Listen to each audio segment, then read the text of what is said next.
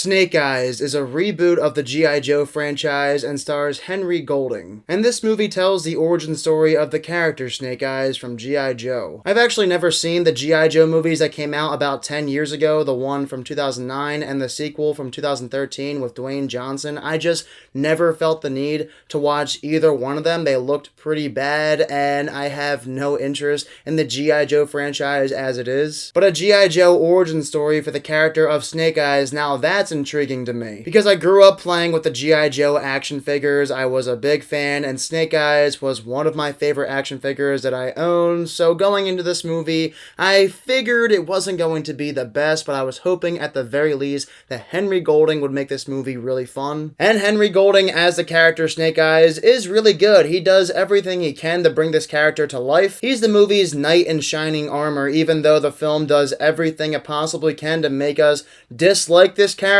which why would you try doing that for a rebooted franchise? That makes no sense. In the movie, Henry Golding Snake Eyes is somebody that does some things that are very questionable for a protagonist, and therefore we don't really like him that much while watching the film. I enjoyed myself for some of the action sequences as well. They were high octane, adrenaline pumping. The best action scene in the movie comes at the very end when they're on this highway. You saw it in the trailer. That's the only thing from the trailer that I remember seeing. Even some of the cinematography looks really cool. They did a good job at making the colors pop out. So on paper, Snake Eyes should be a great action movie, but as expected, Snake Eyes is a very disappointing time. The first thing I noticed while watching Snake Eyes is that some of the movie feels unfinished. Part of that is the movie's clunky story, and the other half is Snake Eyes' score, which for an action movie is oddly very low, as if you can barely hear it. I have no idea if that has anything to do with COVID. Maybe they couldn't get a composer at the studio in time to do the music for Snake Eyes, so they just threw something together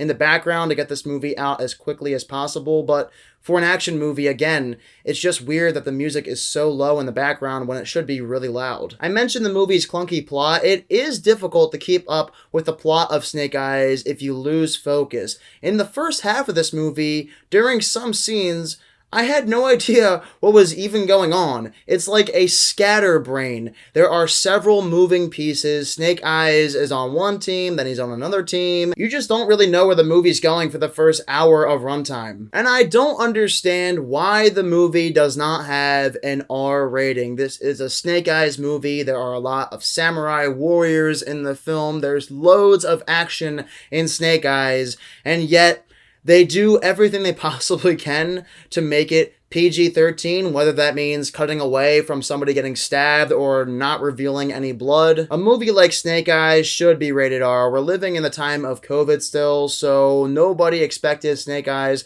to be a box office hit, especially because the marketing has not been great for this movie. So if it's not going to make that much money anyway, you may as well just make it an R-rated film. At the very least, go back in post-production and change that aspect of the movie because the film had the budget to do so. I don't even feel like talking about the main villain, but I guess I have to. When he gains some serious powers, he's like a cartoon. The things he does with his powers are so laughable, I couldn't help myself. It was really hard to contain my laughter. All of that stuff happens at the finale. If you go into Snake Eyes thinking you're about to watch a comedy, well, you're in luck. While the first 75% of Snake Eyes is by no means a comedy, the finale is. You'll get a treat right there. Even some of the action sequences in Snake Eyes are disappointing. There is a lot of shaky cam. That's what some people are saying. Again, I did enjoy some of the action, but